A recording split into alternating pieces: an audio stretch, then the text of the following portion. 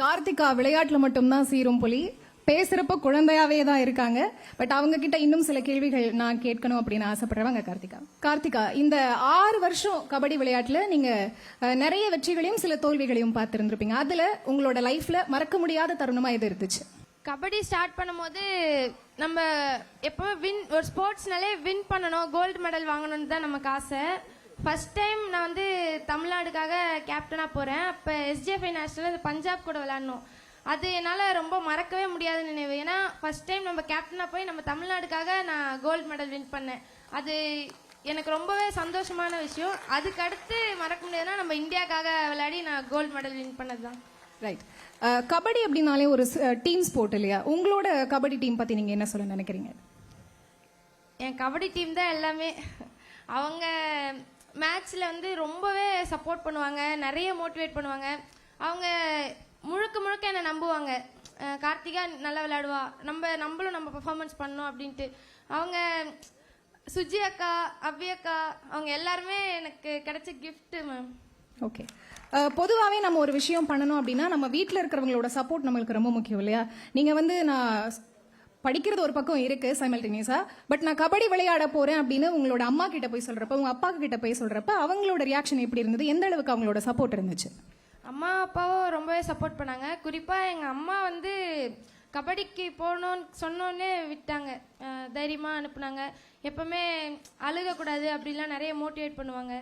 எனக்கு அம்மா நிறைய சப்போர்ட் பண்ணாங்க. நான் கூட பார்த்துருக்கேன் ஒரு வீடியோவில், நீங்கள் அந்த ஐஸ் கியூப்ஸ்ல எல்லாம் படுத்துட்டு ரொம்ப அழுகுவீங்க.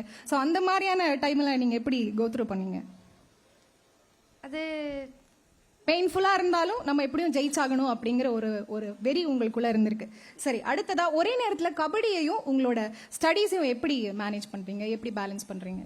எக்ஸாம்ஸ்க்கு முன்னாடி கோச் வந்து உட்கார வச்சு சீனியர்ஸ் அக்காங்களாம் சொல்லி தருவாங்க, அவங்களுக்கு தெரிஞ்ச விஷயங்கள்லாம். எங்களுக்கு அதுவே லாஸ்ட் மினிட்ல கெத்து காட்டிடுவீங்க. Okay okay. தமிழ்நாடு அணிக்காக விளையாடி உங்களுக்கு வந்து ஒரு அரசு வேலை கிடைச்சப்போ அதை வந்து நீங்க புறந்தள்ளிட்டு தொடர்ந்து இந்தியாவுக்காக விளையாடிட்டு வரீங்க. இன்னும் என்னெல்லாம் சாதனை படைக்கணும் அப்படின்னு நினைக்கிறீங்க? இப்போ வந்து நான் அண்டர் 18 யூத் ஏஷியன் கேம்ஸில் இந்தியாவுக்காக வைஸ் கேப்டனாக போயிருக்கேன். Next September month senior Asian world cup நடக்க போகுது. அதில் என்னுடைய நெக்ஸ்ட்டு டார்கெட் அதான். என்னோட ஃபைனல் டார்கெட் என்னோட ஒலிம்பிக் கேம். குட். சரி, அடுத்ததான் நீங்கள் வந்து உங்களை பற்றி நிறைய இடத்துல பேசுறதை விட எங்க கண்ணகி நகர்னு எப்பவுமே கண்ணகி நகர் பத்தி மட்டும்தான் நீங்க பேசிட்டு இருக்கீங்க. இப்ப உங்களோட பகுதிக்கு பெரிய பொலிட்டீஷியன்ஸ்ல இருந்து திரைப்பிரபலங்கள்ல இருந்து எல்லாரும் வந்து உங்களை வாழ்த்திட்டு போறது நீங்க எப்படி ஃபீல் பண்றீங்க? எனக்கு ரொம்ப சந்தோஷமா இருக்கு. முதல்ல எங்க டீம் அக்காங்களாம் கபடி ஸ்டார்ட் பண்ணும்போது எங்க கோச் சொல்லுவாங்க, நம்ம வந்து ஒரு ஐஏஎஸோ ஒரு ஐபிஎஸோ நம்ம கண்ணகி நகருக்கு வந்தாங்கன்னா அந்த கண்ணகி நகர் எவ்வளோ ஒரு பரபரப்பான ஒரு நல்ல ஒரு சூழ்நிலை உருவாகும்.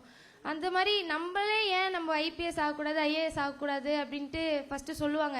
இப்போ கூட எங்க டீம்ல 3 பேர் வந்திருக்காங்க. அவங்க RM ஐஏஎஸ் அகாடமியில படிக்கிறாங்க. ஜெயஸ்ரீ அக்கா, ஷாலினி பிரியாக்கா, சிவசேனா, எல்லாரும் ஒரு பரத்த கரகோஷங்களை உங்களுக்கு கொடுத்துடலாம். அவங்க மாதிரி நானும் அவங்கள மேல வருமாறு அன்போடு கேட்டுக்கொள்கிறோம். இதுல வந்து நின்னு அவங்க ஒவ்வொருத்தரையா கூப்பிடும் போதே தெரியுது.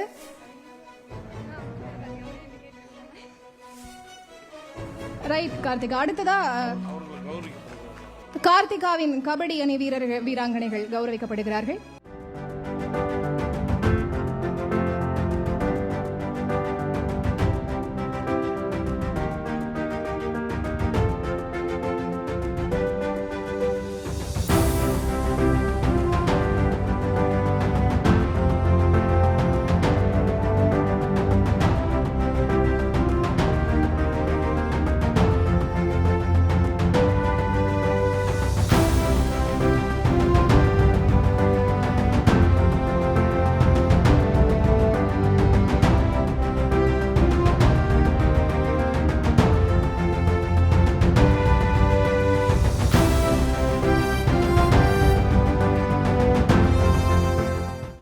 அணிக்காக தேர்வாகி பல மாநிலங்களுக்கு போறீங்க இல்லையா? அப்போ உங்களோட உணர்வு எப்படி இருக்கும்?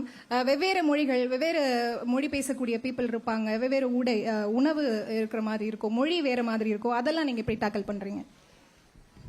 ஸ்போர்ட்ஸ்மேன் எல்லாருக்குமே அந்த ஒரு கெப்பாசிட்டி இருக்கும். எல்லாருமே எல்லா இடத்துலயும் சர்வே ஆயிடுவாங்க. நம்ம ஸ்போர்ட்ஸ் மேனேஜ் பண்ணிடுவீங்க. நன்றி நன்றி கார்த்திகா, ரொம்ப இனிமையா பேசியிருக்காங்க. கார்த்திகாவுக்கு ஒரு கைத்தட்டல்களை கொடுத்ததால நன்றி கார்த்திகா. எனக்கு என்ன பேசுறது தெரியல. ஏன்னா என்னோட டீம்மேட்ஸோட இந்த ஒரு பெரிய ஒரு விழாவை நான் பகிர்ந்துக்கிறதுல ரொம்ப சந்தோஷப்படுறேன். உண்மையிலுமே TCCL நிறுவனத்துக்கு ரொம்ப ரொம்ப நன்றி sir. Thank you so much. Thank you ma'am. நன்றி.